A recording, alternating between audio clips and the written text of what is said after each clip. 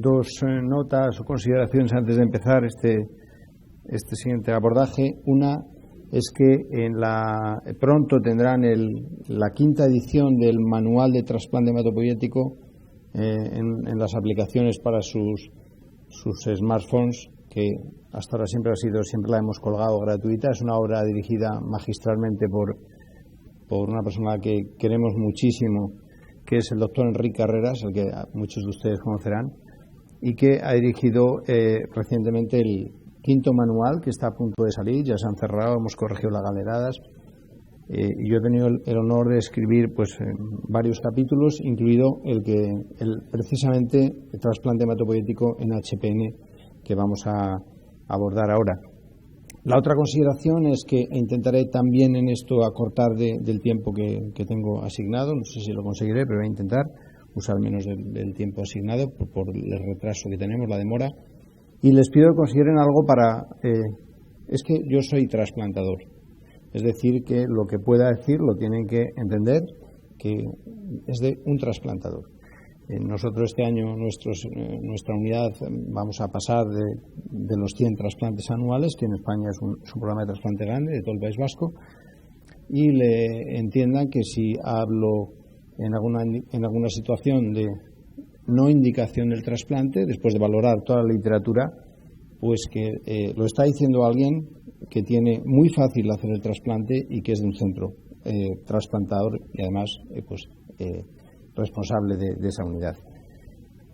En el manejo de la hemoglobinuria paroxística nocturna, el primer día, en el overview, en el state of the art, hicimos 3 epígrafes terapéuticos. El primero, tratamiento de soporte, importante. El segundo, el alotrasplante y o tratamiento inmunosupresor, que dijimos que lo dejaríamos para hoy, y el otro, leculizumab, que hablamos el otro día. Bueno, pues en el alotrasplante hay 5 artículos que quiero someter a su consideración, capitales, publicados durante aproximadamente 13 años, desde el 1999 hasta el 2012, de instituciones importantes: el IBMTR, con 48 pacientes, el Fred Hutchinson Cancer Research Center de Seattle, con 7, el EBMT 141, el GIDMO, el Grupo Italiano 26 y el EBMT 211. Estas son las publicaciones más importantes que engloban unos 400 pacientes alotrasplantados por hemoglobinuria paroxística nocturna. El primero de ellos fue el publicado por el IBMTR, con 48 pacientes trasplantados entre 1978 y 1995, con jovencitos con una mediana edad de 28 años, con hermanos HLA idéntico. Eran peritas en dulce para los trasplantadores, 28 añitos, un hermano HLA idéntico perfecto. Y en este grupo la supervivencia a los 2 años, supervivencia global, era de la mitad. En el camino habían muerto en estos 2 años la mitad de los pacientes trasplantados por hemoglobinuria paroxística nocturna. Esto engloba hasta 1995. Entonces podemos considerar que las cosas han mejorado, cada vez trasplantamos mejor y tenemos supervivencias sustancialmente superiores. Sigue la historia y el Fred Hutchinson también comunica su serie. En un evento que tuvimos invitamos a Joaquín Lee a hablarnos y nos actualizó un poquito los datos de Seattle con resultados similares, ¿no? Y aquí la supervivencia a los 2 años de la serie de Seattle, no sé si el mejor, pero quizás sí, centro trasplantador del mundo, 57% de supervivencia a los 2 años en pacientes alotrasplantados por hemoglobinuria paroxística nocturna. Es decir, la mitad se había muerto en el camino, muy similar a la serie previa. Esto está publicado ya en 2003 y la actualización pues viene reflejando lo mismo. El EBMT hace 8 años publicó una serie mayor, 141 pacientes trasplantados entre 1997 y 2007, ya nos estamos aproximando a las fechas de hoy, con una edad mediana de 30 años, 2/3 partes eran hermano HLA idéntico, o sea, también una serie de pacientes fáciles, digamos, entre comillas. Los acondicionamientos, la mayoría eran con ciclofamida TG o BUCI, y la supervivencia a los 5 años era del 70%, mejor, pero esto es un estudio de registro a posteriori, solo el 45% eran formas hemolíticas de HPN. Aquí estaban mezcladas muchas cosas. El JIDMO en 2010 hace su aportación de pacientes allotrasplantados por HPN, reporta 26 pacientes, otra vez 22 de hermano HLA idéntico, pacientes fáciles, jovencitos, de mediana edad. Ahora ya trasplantamos hasta los 70 y a veces hasta más, trasplante alogénico, no digo en HPN, digo en indicaciones generales, en leucemias. Aquí, fíjense, es una serie muy buena, 32 años, hermano HLA idéntico la mayoría, durante este periodo, hasta 2006, acondicionamientos, 15 BUCIs y 11 intensidad reducida. Y la conclusión de este trabajo de Santolón es que la hemoglobinuria paroxística nocturna puede suponer la curación definitiva de la HPN. Y esto es una realidad.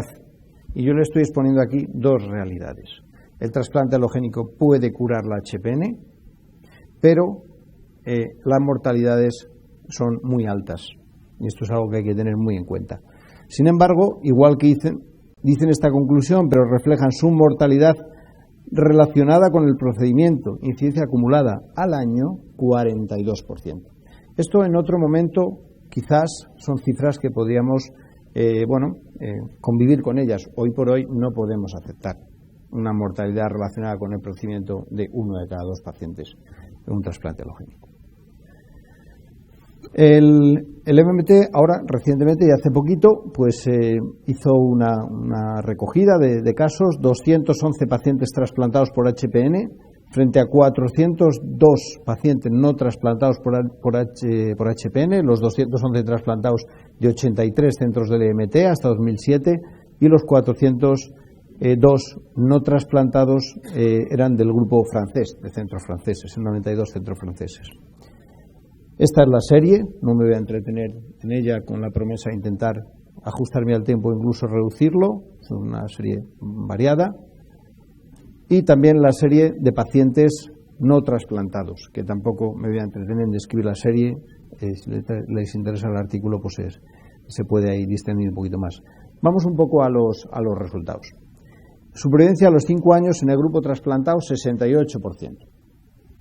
Es una supervivencia que se matiza mucho en función del grupo de pacientes, ¿no? 54%, parecida a las que estábamos hablando anteriormente, en pacientes que con enfermedad tromboembólica, con tromboembolismo, mala, una supervivencia pobre, 50%. Es verdad que aquí hasta 5 años, cuando existía aplasia medular sin tromboembolismos, 69%, aquí ya estamos hablando de cifras algo mejores, y en este estudio 86% en el caso de anemia hemolítica recurrente sin tromboembolismo ni aplasia.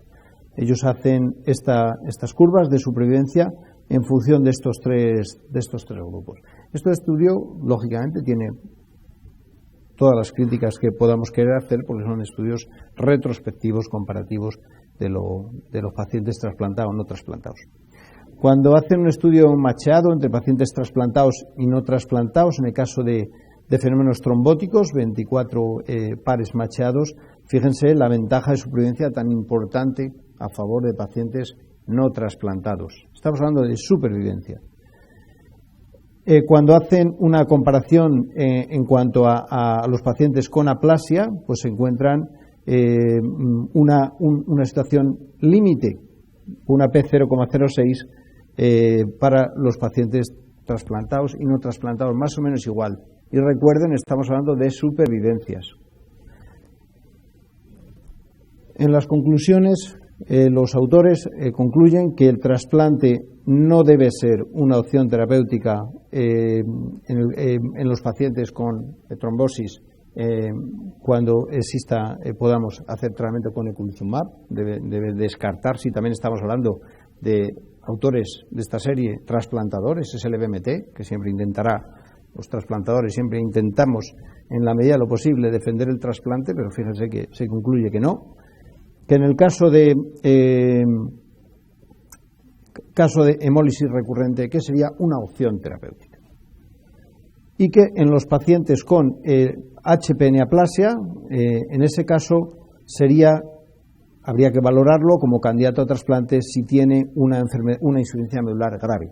Es decir, fundamentalmente si el componente aplasia medular es el que está condicionando la indicación. O eventualmente el tratamiento inmunosupresor si no existe un hermano HLA idéntico. Estamos hablando solo del contexto hermano HLA idéntico. Si cogemos los 5 trabajos que les he y las 5 series que le he sometido a su consideración, vemos la mortalidad aquí, 2 años 44%, 2 años 43%, 5 años 70%, pero solo con 45% de formas hemolíticas, mortalidad relacionada con el procedimiento al año, grupo italiano 42%, y en el caso de el grupo del último estudio del EBMT, dependiendo de la indicación, mortalidades más o menos altas. Pero fíjense que de la serie publicada en BBNT en 2003, en los pacientes que están vivos, otro elemento, hemos hablado solo de supervivencia, que es calidad de vida. Es decir, cuando hablamos de calidad de vida en el trasplante alogénico hablamos de enfermedad injerto contra el receptor. A alguien le contaba ayer que el doctor Motti, el actual presidente del EMT, me comentó una vez que un paciente le había dicho que había sido trasplantado por una leucemia y le había dicho: doctor, me curó usted de la leucemia, pero me ha puesto algo mucho peor. Y era una enfermedad injerto contra receptor crónica extensa. Es decir que incluso en los casos en los que existe supervivencia, fíjense aquí, puede existir enfermedad injerto contra receptor crónica y todo lo que supone.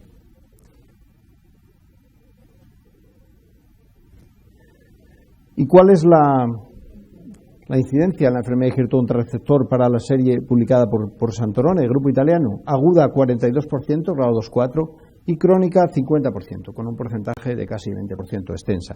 Es decir, que cuando establezcamos una indicación de trasplante, siempre y particularmente en HPN, tenemos que considerar la supervivencia que podemos aportar y también la calidad de vida que vamos a poder ofrecerle a ese paciente, y es algo que hay que hablar con el paciente, por otra parte. Estos son pacientes propios con enfermedad injerto contra receptor crónica. Se pueden imaginar que hay algunos casos pues muy penosos. La persona está viva, pero como le decía al doctor Motti, no sé si le ha merecido la pena. En un estudio, además, que publicado, que me parece muy interesante para grupos trasplantadores, de mortalidad tal día después de trasplante y estatus funcional, publicado en Blood en 2007, considera un poco este aspecto, ¿no? El trasplante en cuanto a la calidad de vida que le podemos dar. Y fíjense cómo valora algo que habitualmente no lo consideramos. Después del trasplante alogénico, cuánta gente está trabajando, cuánta gente ha dejado de trabajar, cuánta gente ha afectado a su vida laboral de una forma importante. Y algo que tampoco consideramos, a su vida personal, el número de divorcios, separaciones, rupturas de pareja, afectación de la actividad sexual, más o menos de origen físico o psicológico, es importantísimo. Es decir, cuando indicamos un trasplante alogénico hay que saber que estamos indicando en HPN y en otras indicaciones un procedimiento potencialmente curativo, pero que el camino es largo y a veces muy duro.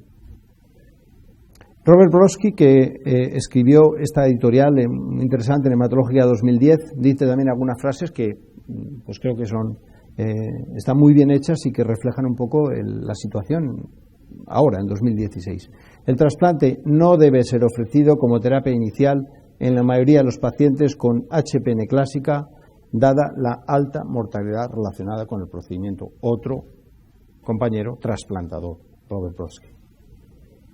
El trasplante es una opción razonable, se puede plantear, en pacientes que no tengan una buena respuesta a eculizumab. Estos pacientes hoy en día, con las consideraciones que hemos visto, son pocos, pero puede haberlos. Y en pacientes con aplasia medular HPN, que tengan citopenias que amenazan su vida. Es decir, cuando lo que predomina es el cuadro de insuficiencia medular central, aplasia medular. Por otra parte, ya Brodsky aquí nos detalla algo que es interesante. No hacen falta acondicionamientos intensivos, caso de que vayamos a trasplantar a un paciente, esquemas de intensidad reducidas son suficientes. Y como otras indicaciones, hay que considerar la edad del paciente, la posibilidad de un buen donante, un buen centro, un buen seguimiento, etcétera, etcétera, etcétera. Esto como siempre. Kelly, en este trabajo de 2011, hace una comparación de la supervivencia de los pacientes con HPN en la era pre-eculizumab y en la era post-eculizumab, pacientes tratados con eculizumab. Y creo que probablemente es una gráfica que tenemos que tener en la mente, ¿no? Cuando comparamos dos alternativas terapéuticas, pensar en qué supervivencia vamos a poder ofrecer con cada una y también en la calidad de vida.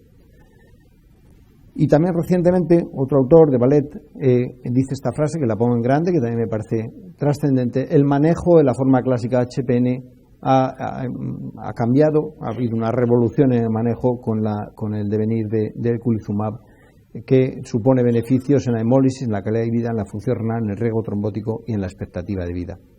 Con lo cual, esta frase probablemente es hoy en día algo que debemos considerar, aunque seamos un centro trasplantador y nos envíen para trasplantar, que el trasplante no debe ser ofrecido como tratamiento inicial para la mayoría de los pacientes con HPN, a pesar de ser una opción terapéutica curativa. En las guías nuestras, que precisamente fue el capítulo que yo escribí, el alotrasplante y tratamiento inmunosupresor, consideramos que se podía valorar el trasplante alogénico en HPNs con una insuficiencia medular predominante, cuando predomina la aplasia, excepcional en pacientes con trombosis recurrente o con hemólisis por la alta mortalidad del procedimiento. Lo ideal es tener un gemelo univitelino, que casi nunca lo hay, y si no, pues un hermano de chela idéntico, y todavía relativamente poca experiencia con donantes no emparentados. En cuanto al tratamiento inmunosupresor, estaría indicado en prácticamente las mismas situaciones en los que, pero cuando un paciente no es un candidato a trasplante, por el motivo que sea, de comorbilidades o cuando no tiene un buen donante. Y a veces, como le decía, el tratamiento inmunosupresor sería un tratamiento similar al de la aplasia medular con una combinación de ATG y ciclosporina. Y para terminar, cuando existe la posibilidad, como les contaba en la presentación anterior, de que necesitemos hacer las dos cosas, cuando hay aplasia medular central y hemólisis, podemos tener que tratar con tratamiento inmunosupresor la aplasia y con la hemólisis con eculizumab.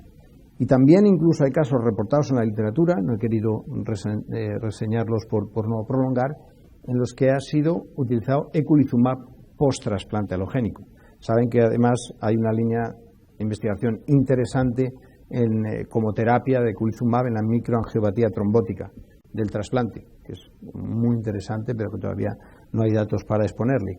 Pero además hay algún caso reportado en la literatura de pacientes que fueron a trasplante porque tenían muy buen donante y unas condiciones muy buenas por aplasia medular, había estado antes con HPN y en el día +1 del trasplante, hay un caso muy bonito publicado, empieza a hacer hemólisis y le ponen eculizumab y va muy bien. Esto es una prueba de que tanto con el tratamiento inmunosupresor como a veces con el trasplante debemos considerar las dos entidades y a veces hay que manejarlas las dos. Y con eso me ahorro 1 minuto y 15 segundos y ya les dejo.